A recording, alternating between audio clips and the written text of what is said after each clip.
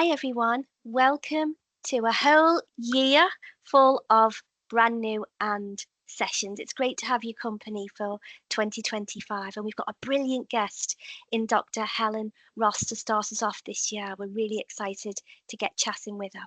But before we get started, who are and?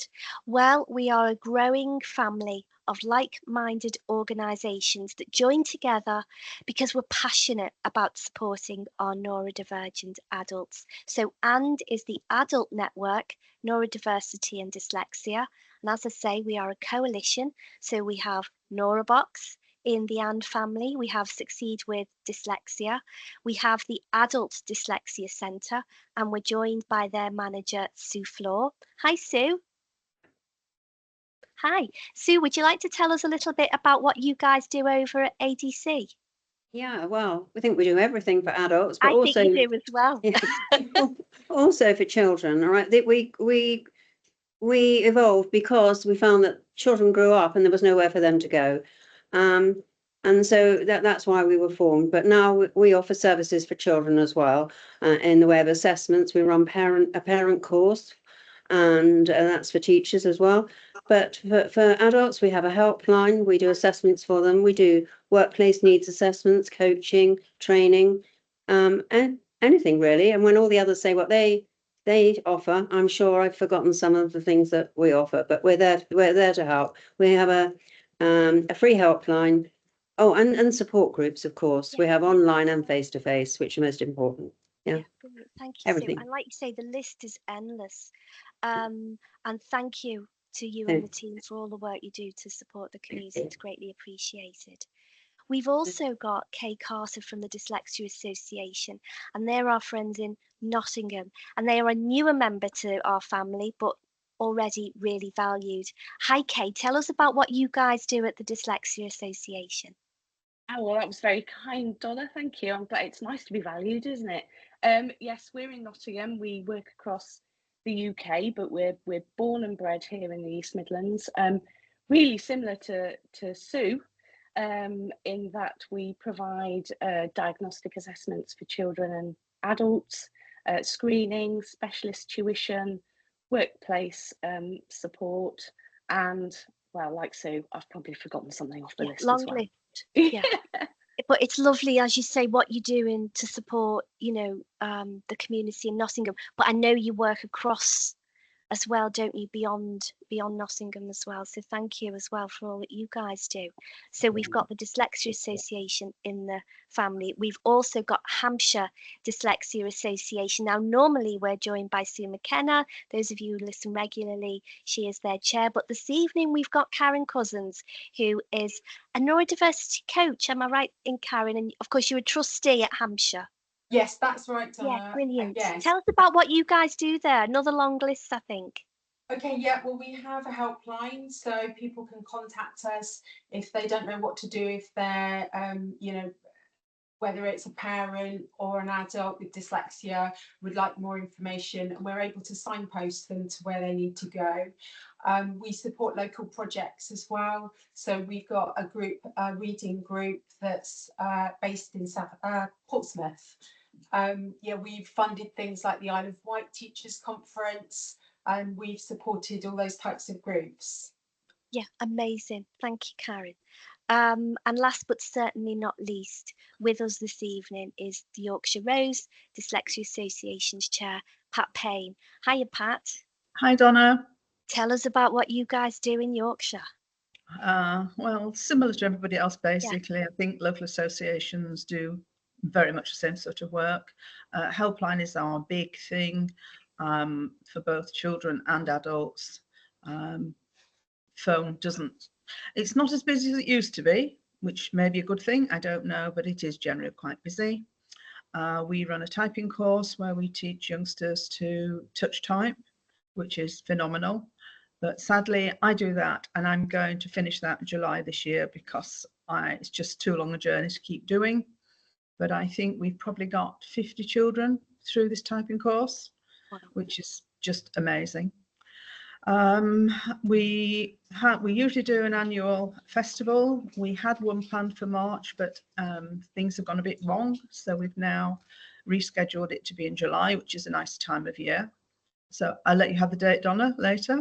Yes, please do. I was there last summer. It's brilliant. Yeah, summer's good. So hopefully that will be good again. Yeah.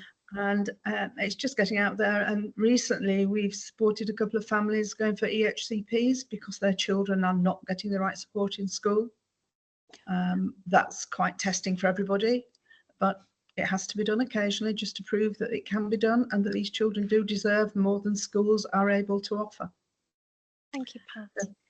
It's a real wraparound service, as you say, as all the coalition members do, and a big thank you to you guys over in Yorkshire. And it's great to hear you're going to have another festival there. We've also got Arkell Dyslexia Charity as part of our coalition family. Now, at the end, you've heard our groups talk about helplines and so on. And after we've chatted with Dr. Helen, I'll be putting up another slide. And this is where everybody has a smile because I'm struggling with the tech. But I will have a go at putting up the slide with all of those really important contact details. Okay, so that's who we are. And it's actually perfect timing, really, straight on the back of that, because our guest this evening, Dr. Helen Ross, is actually the chair of Wiltshire Dyslexia Association, amongst many other things. So let me stop sharing my screen so that we can see our wonderful Dr. Helen Ross. I'm going to introduce her and then we're going to start chatting. So Helen, I said to you before, you've got a resume a mile long, because all what you do is amazing. And as I say, you are chair of Wiltshire Dyslexia Association as well. So what have we got in the mix? You're a consultant, you've got this academic background, you're a researcher, you're an expert in special educational needs, and of course dyslexia is one of your areas of real expertise, the founder of Helen's Place, and a newer title to your expert list is also author. And I'm going to be asking you about your book in a moment. But can you talk me through your journey with neurodiversity? Yeah, I mean, blame my mum and my maths teacher from school. I'm really sorry. I sound proper snotty because I've had a bit of a mangy cold. We've all got it this evening. It's that time of year, isn't so it? I'll be Please I'll be blowing hot and cold and like coughing, and I'm sorry. Real. We're keeping it real. I mean, it cannot be said that I'm not a person to call a spade a spade. No, it all like, I don't really know when it came up because obviously I'm fairly academically not daft. And I always I've always had to work my bum off. I always have worked my bum off, whether I have to or not, I don't know. I just always have. When I was about 15, all the words were like wobbling and stuff on the page when I was reading. So mum took me to get glasses and I got like, oh God, they were horrendous glasses. I was like, they're so cool. No, they were not cool. I thought, 14, 15-year-old me. No, they weren't. But it got to the point where it was A-level maths. And Mrs. McConaughey, my teacher, who, as I understand, she's doing well, like, plodding on. She and my mum put their heads together because my mum used to do loads of literacy work at Warwickshire College. So she knew like wobbly what it looks like. And I couldn't read the questions in A-level maths mechanics, which is the sort of physicsy bit of maths. So it wasn't just equations and stuff. You'd have to read a question, visualize what was going on, draw a little forces diagram, and then do the maths. Not a clue. Like proper, full on, hissy fit, can't do it. I could decode the words, but I had no idea what it was on about. And so Mrs. McConaughey, she and my mum put their heads together and kind of, I was 17, they sent me over to Malvern and is it Worcestershire? In the Midlands.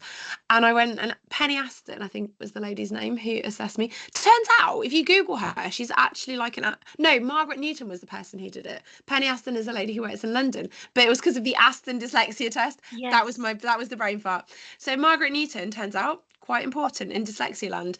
And people used to think I was related to her because I was a Newton before I got married. So I was 17 when I got picked up for being dyslexia flavoured. And through school, just a lot of stuff made sense. I hate reading, can't be bothered, does my head in. I do it because I have to do it. I read a lot for work. I mean, there are books. If it can be computerized, then I make my computer read it for me. But I read a lot. But the thing that really stands out when you do teaching and stuff, there's this whole like, oh, you must share with the children what books you read for pleasure. I don't read for pleasure. Why would I? It sucks. I hate it. And I would always be quite honest around that for kids. What I would say to the kids is, but for work, I am reading whatever thing I was reading. For a time, it was Bourdieu in French. Because I have to read properly in French. I can't skip. And I actually find it easier to read in French, which is weird. I go figure. So yeah, it was very much along those lines. And then I do a load of work at Moonhall School. Like once a month, I'm part of the team that does their assessment centre with Lucy Pelling and Michelle Catterson. And like Lucy's just, she's like one of God's good people. She's just, I'd walk over hot coals for her. She's awesome. And mad as a box of frogs as well. She's just a kind woman. And she's like, you've got ADHD. You've got ADHD. And I kind of got this idea that from when, you fill in the forms, I'd been a Senko and I was like, I fill in all these forms for kids. I'm like, that's like me. That's like me. And I'd spoken to my husband, Andy, and he's like, well, we'll save up some money and kind of get me assessed that way. And so we did. And eventually him and Lucy, I don't know if they speak or not. I couldn't tell you. If they did, it would be hilarious. But between them, I got this massive telling off saying, just come and get assessed. So I did. And in the summer, I got found out I got confirmed as having ADHD. So yeah, long and complicated. And I was right paddy about having ADHD. It really annoyed me. Not for any reason, just because it hadn't got picked up. But it's no one's fault. Like, hindsight's 2020, isn't it? So yeah, that's sort of where we are. And I'm just still reconciling to ADHD. It's there, and it's just hard to sort of make sense of it in myself somehow, but it's getting there. I'm less grumpy about it. Yeah. Well, thank you for your honesty, and I think it may surprise some people to hear you say that's been shall I be saying interesting journey around ADHD, bearing in mind that you're such a part of the community, Helen.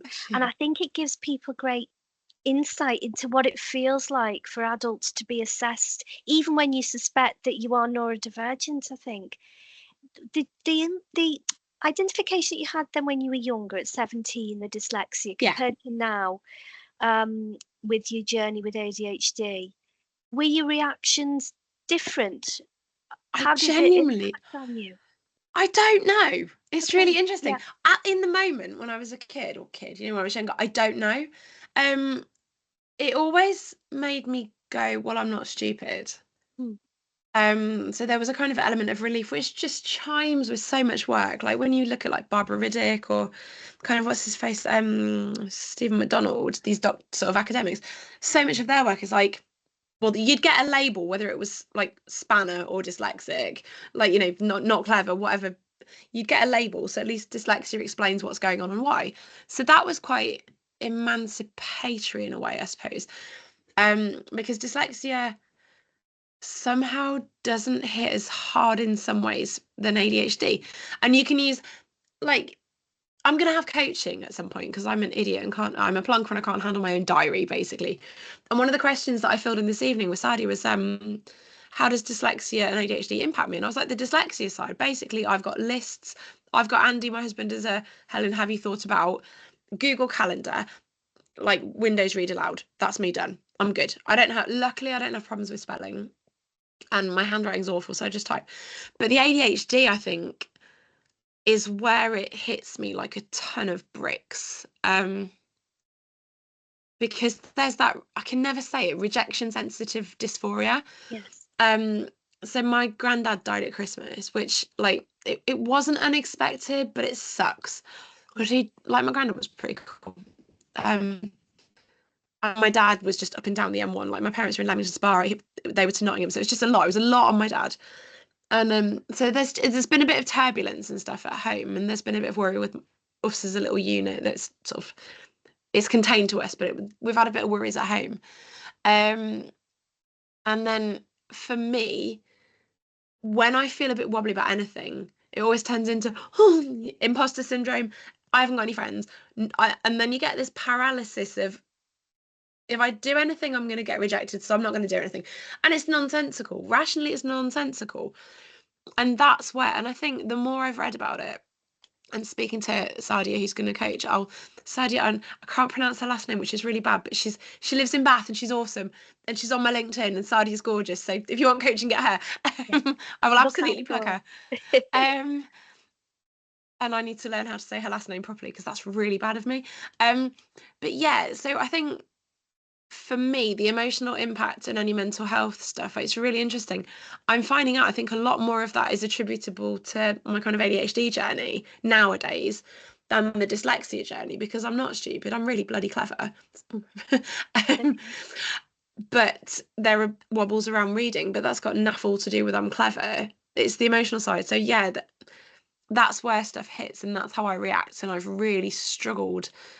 And I think I probably will continue to struggle with like reconciling the fact that objectively, rationally, of course I've got friends, of course people don't hate me, but that silly, ridiculous, like in your tummy still kicks in always. And I won't ever lie about that, because that doesn't gain anyone anything. And I think it's useful sometimes, if I'm old enough and grumpy enough to say that out loud, then it might make space for somebody else. It's useful. And I've, heard you many times being so honest.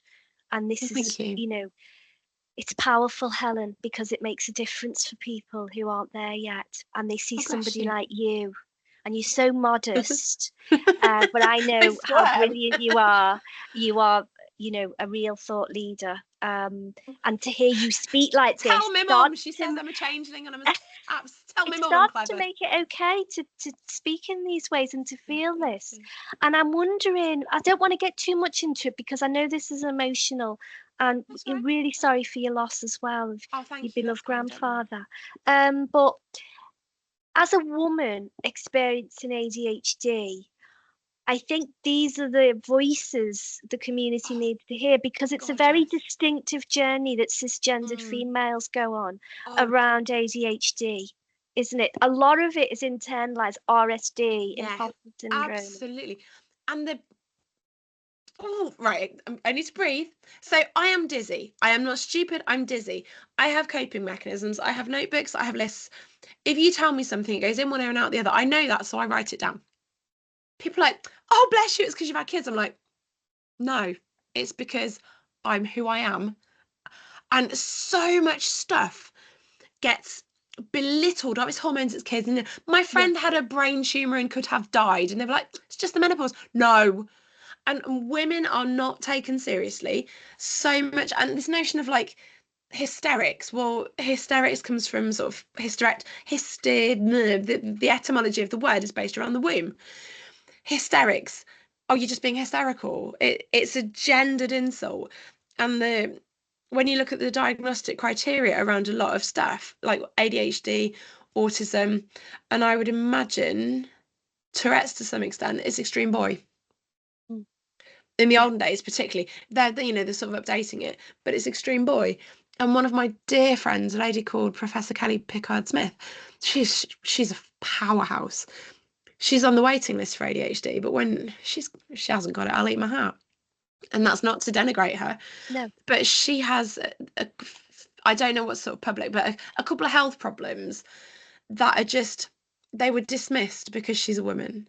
Yeah. And these health problems impact her memory, her executive function, as ADHD does and would. And it's just because you're a woman. Oh, you've got too much on. Go and have a bath and have some essential oils and look after yourself. Self-care. And so much pressure is put onto women of just look after yourself better, which then culpabilizes the women and says, well, you're not looking after yourself properly. Well, if you just did this, if you just did that, your entire brain wiring might change. Really? And this is where we are. Yeah, that's right. Oh, it gets me really cross. Me too. And this is partly why we come together to have these conversations. We stop some of this is by talking and breaking through these barriers. Absolutely. But do you think then that there's some of the journey that you're on at the moment with ADHD is because of this? You're kind of railing against some of this misunderstandings and so on that surrounds this difference for females in this way? I think it would be if I wasn't such a grumpy bugger that didn't call it out. If somebody says you're like this because you've got kids, my first response, it is absolutely not like that. I have a PhD, more letters after my name than in my address. I just forget everything. Yeah. But again, what a privileged position I'm in to be able to say, no, you're wrong. Not everybody has that in them. And for that, actually, my granddad and my dad have got a lot to answer for. Like, I was always brought up to question authority, which, you know, it has its, I dread to think what my parents lived through when I was a kid, but it's not everyone is in the position to go, nah, shut up. Whereas I am. Not always, and sometimes it hurts and I'll go home and cry after it. But in the moment, I'll be like, yeah.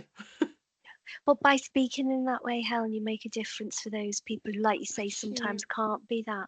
And I think some of the traits that you're talking about, the disruption and the thought leader, and these are part of the gifts that often the neurodivergent community has, isn't it? And maybe equip us sometimes to have these battles, if you like, to try and raise awareness. Now, you've already started to talk me through the things that you use as a professional adult with lots of spinning plates. You know, as I say, your resume is a mile long. And you've started to talk me through what you use to kind of get you through the day, and you're a parent as well. Yeah, do life. And I know our adults love to listen to somebody like you as they talk through, right, this works for me, that works for me. So I always kind of ask a question like this. Yeah. What works for you? And I know, like you say, you're still getting to grips with ADHD and how you're going to really own that and manage it and so on. Yeah. But talk me through what kind of been working for you up to this point. To do life, I use, well, we have a Google Calendar, and I say we because there is a family Google Calendar. Like, it's the equivalent of what would be on the wall in the kitchen. Yeah. But because, well, just we're here, there, and everywhere. So Andy's pretty much top of the game of what he does. This is going to go public. I'm going to say this. My husband is very good at his job. I don't really know what he does, but he's very good at his job. Andy's very busy and he's very sought after. So am I. And often in our house, it's the case of whoever gets something in the diary first gets to do it. But obviously, like, we negotiate. And so we've got, like, blue is my own personal calendar that's shared if Andy needs it. Oranges, or like snotty mustardy orange, is like the family calendar. Green is bits of Andy's work that he's allowed to share. Obviously, because I can't see everything, because that's not okay. Or like where he's blocked out, basically. And so we've all got access to that all the time. We set anything that gets put in the calendar gets a notice put on it, which 99% of the time works, except when I fell asleep and realised that I forgot a meeting on Sunday night. I have apologised to everybody because I'm human. I was like, I'm really sorry. But yeah, Google Calendar, or, you know, other calendars are available. So that kind of manages the structure of the day, and tells me where I need to be and when, because otherwise I would have no idea. I am also a massive fan of a to-do list. So right. I'm like, this is an acceptable to-do list. Yeah. And so the to-do list is like the tasks. My calendar is structure. Sometimes I'll stick like a little reminder of, at some point today, you need to phone the dentist, call whoever, remember to send this in to somebody, because that's a task that doesn't need to go on the things I have to actively engage with in that day. So I suppose calendar is long and medium term planning, structure. The ins and outs of today, I will be mainly proofreading another report, or that's lists for me. Long term, if I have like a little brain fart and I need to write something down, it goes on there. So when I was writing my book, if anyone had a meeting with me, there are probably like loads of webinars from last year where like there's 3 great big, it's like cling film whiteboards on the wall of me just going on my book. It was planned out on there with deadlines and all the rest of it, so I could see it. And if I had a thought, I could stick it in the relevant section. There's another book, I think, growing, there's bits of that are written on there. I just need to breathe between and talk to my publishers, who are gorgeous. And actually, family is really important. So mum and dad they're really cool. Like, my mum and dad are really good people. My mother-in-law is a lovely woman. So having family that back you up and support you. But I couldn't do my life if Andy wasn't, like, we tag team. Yeah. Like, people are like, you're so lucky he does parenting. I'm like, yes, I'm lucky. But I wouldn't be with somebody who expected me to do everything. Like, if I don't trust my husband to look after his own child, why the hell am I married to him? That is a basic fundamental principle, and he respects me. And when I'm being an idiot, he tells me I'm being an idiot. And he does not pull his punches at all. Like, if I'm being a tool, he tells me and he calls me to account, but equally we tag team. Everything is equal, and it has to be, because otherwise we wouldn't be married. Like that's no question. Again, thank you for your honesty.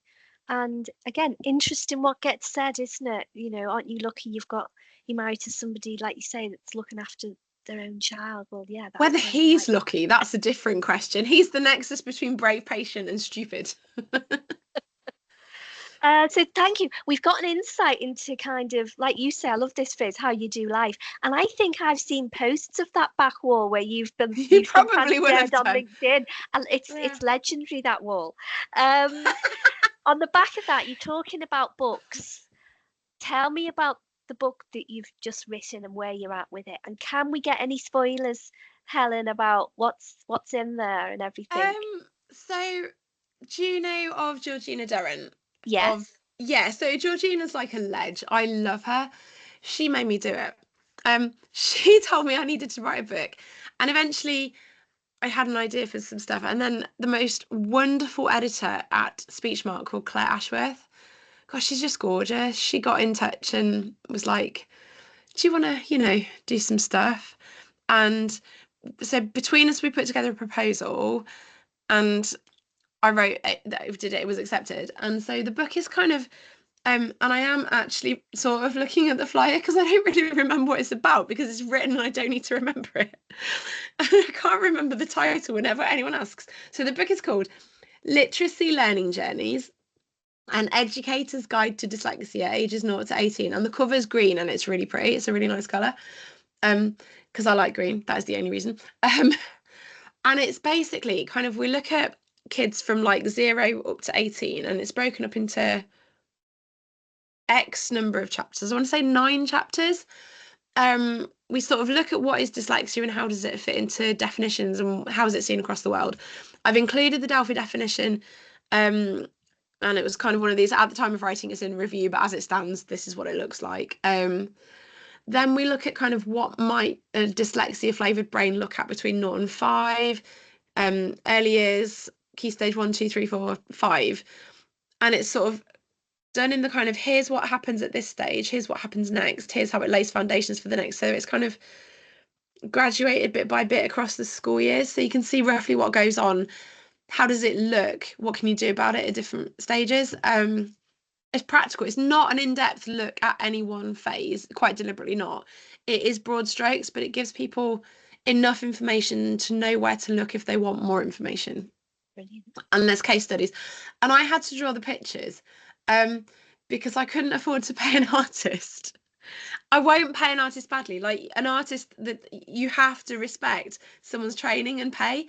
And I asked my friend who's sort of in circles like that, because she went to St Martin's, and perfectly reasonably people would have charged a lot of money. Perfectly reasonably. It was money I did not have. So I had to draw my own pictures, and it's 10 days of my life I'm never getting back, but I'm so proud of the artwork. I'm selling it as part of my book launch. We're having a silent auction. The link, I'll put it up at some point. There is a plan. I haven't got written down the date, but yeah, so that's the journey with the book. And am I right thinking parents, grandparents can have a look at this and get takeaways, and educators, of course? Very much. It's sort of mostly educator focused, Yeah. but anything that's educator focused, there's also practical stuff. And if you're a parent, like, there's a chapter about engaging with, like, oh, hang on, it's got a table of contents on the leaflet about the book. Genuinely, I can't remember what I wrote in my own book. So there is children, teachers, and family. The stakeholder triad. Oh, that was a good chapter. I drew a triangle. It's awesome. Sorry, I'm so sad. But there's a couple of chapters, and I think the life after school one is a really important one as well, because it's about how to get yourself ready. You know, if you're going to work, if you're going to uni, whatever stuff you're doing, that's what you can look at. But I think there would be, it is mostly for educators, but I think there's probably stuff that won't be horrid for parents to read. And it's basically written in the polite version of how I talk. So when I'm being sensible and I've got my best brain on, it's written how I speak, so it's not Which formal. I think is wonderful. I can't think of any better to read, because I could listen to you talk forever. So I can imagine your voice in the book is brilliant.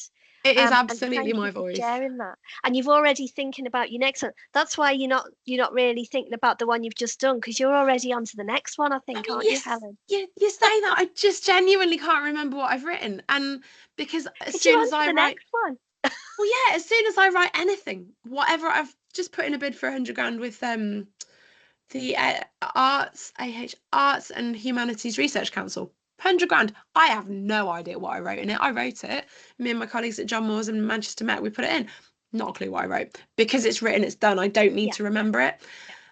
Whether I've written chapters of books, I just, once it's written, boom. That's it. I think that'll really resonate with folks because, again, I think this is part of the neurodivergent profile that we all have, where you're in it when you're doing it, and then you've done it, you've done great, so you move Boom. on to the next thing, isn't it?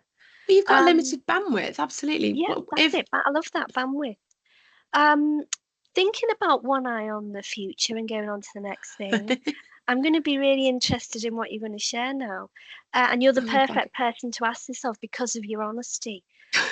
So, as I said, you are at the heart of the neurodivergent community, and a word that's often said about you and to you is thought leader as well, whether you like it or not, Dr. Ross, it is. Dr. Ross spells Dross, just for the record. So, tell me about then. We're just at the beginning of 2025 as we have this conversation. You're out and about a lot, and I know you're at the Vet Show, and so as I say, you're in the community, really in its heart. As you look forward then, what do we think's coming down the track, Helen, in terms of insights, changes, whatever? I'd love to hear your thoughts about as you're looking forward. Where are we heading in our community? I don't know where we're heading per se. I think I have a couple of worries, and the worries also coincide with hopes. So, whenever it was, a little while back, Matt Hancock was doing his like screener and all the rest of it, and I think, oh, Lowry, there's the Catriona, who's got awesome hair. She's just been posting. She's got gorgeous hair that sort of goes on the side, and she's based in South Wales, and I can't think what her last name is, but she's brilliant. She's been posting a lot on LinkedIn about sort of screeners, and I think she uses a profiler one with Portsmouth Uni. So I think one of my worries and hopes concurrently is around screeners. A screener, if done well, and there are some really good little screeners. That sounds so dismissive, and it's not, as little as in not huge lengths of time. There are some really good screeners that look at dyscalculia, dyslexia. I believe there are some sort of in the process for ADHD. There's sort of autism questionnaires and all the rest of it. And I did one just out of nosiness for autism. I'm not autistic, but that's great because people can start to understand themselves. The problem is they often stop there. And what's next? Because it's not a definitive diagnosis, whether AI is involved or not, I think it's neither here nor there. AI has some real strengths and screeners use it well for the most part, I think. I mean, Talamo stuff is just, it's so clever, so clever. Or like some of the stuff, yeah, AI and screeners, how they work is really canny. But if all people are able to get is a screener, and they can't access somebody like me as an assessor or an ed psych or a clinical psych, I mean, one of the other mums whose lad is in the same class as my little boy, she got a 3-year wait for ADHD assessment. That is unacceptable. This is a woman who is clever, amazing. She's drowning in her own internalized sort of bonkers, and that I'm not insulting her there. She knows she's done screeners. She knows she's got ADHD, but she can't access any support because she hasn't gone through the formal medicalised process. The medicalised process, it will be great when she gets there. Why on earth have we got these lists? Why can people not access, if they do a screener, then subsequently a robust assessment process? I am very much, to say pro-labelling is not what I mean. I am pro people having the option to get a label, because I think labels can be absolutely life-changing in a positive way because you understand yourself. And I think you can get a nod of an understanding through a screener. You don't get the whole lot, and that gives me hope because people can start to get what's going on, but you can get despair because you don't fully understand yourself. what else do I think? I worry sometimes that there are too many factions, little groups, trying to do the same thing with good heart. I don't think there's anyone who's a massive turd in the neurodivergent community. I think people are lovely. But I worry sometimes that we spread too thin. I worry that I look at Caroline Folk. She does the work for Wiltshire. I will not take credit for her work. She is the Wiltshire Dyslexia Association. She's the woman in the know. And I worry that people are getting spread too thin. I mean, I couldn't do what she does because I have a mortgage to pay and a small human. And I don't have capacity. I mean, I cannot tell you how many hours I work in a week. I don't have capacity. And there are so many people who are at the limit. And everyone's spread really thin. So I worry that the community just may strain because people are straining, because we're in a very difficult sort of socioeconomic ecosphere at the minute. Potential developments. Lordy, can the DfE not pull its finger out and sort out decent ICT in schools? Whatever, whether you're Apple, whether you're Mac, whether you're a Chrome, I could not care less. Get kids a bloody device so that if they want to use one, they can, or if they want to write, they can. Just get them a bloody device. Ugh. You'd save a fortune in TAs, and that's not to denigrate a TA, because a TA doing their skilled work, not reading or scribing, which is it's the task that a computer can do. You'd save a fortune because you're not paying somebody's hourly wage to read when a computer can read. So it's just, the short-sightedness is ridiculous. And there's starting to be changes because JCQ policy is a bit less ridiculous. But structurally, yes, on paper, everyone can have a laptop now and an exam, but no one's got a sodding laptop. Where have they all gone from COVID? Where have they gone? Probably landfill by now, but just, it makes me angry. But I think if they can get the structures in place to address that, it's got a lot of potential. Although looking at some of the rhetoric coming out of the States at the moment around can't possibly do things new ways, like in new ways, we'll probably be writing back on slates because that's what will make Britain great again. I don't know. Can't have progressive methods, so I don't know. But I think with some of the developments in tech, if it can make its way into the classroom, the skills associated with that will build up to the workforce, and people won't need access to work in the same way because they know how to do it already, which then will mean things are freed up for those who really have needs that can't be met through some relatively straightforward tech. Did that make any sense? It made perfect sense. It sounds like we've still got a long way to go, and that this year is going to be a really interesting one. Interesting you talked about the continuing focus on identification, screeners, assessments and so on, and maybe the impact that's going to have on our community as we've got these huge waiting lists. On the back of that then, do you feel optimistic for the future? You're such an optimistic person. Do you feel optimistic for our community, Helen? I think it could go. It could go. I think a lot depends on how the political mood changes around the world. You know, when the rhetoric, I was saying to you just before, I got a headline come through that the crash in Washington's being blamed on EDI hires. So I think we're at a very precarious point. And I think in the world in general, we are at a precarious point. And just depending which side of the fence we fall, it could be wonderful with amazing potential, or just a few steps back.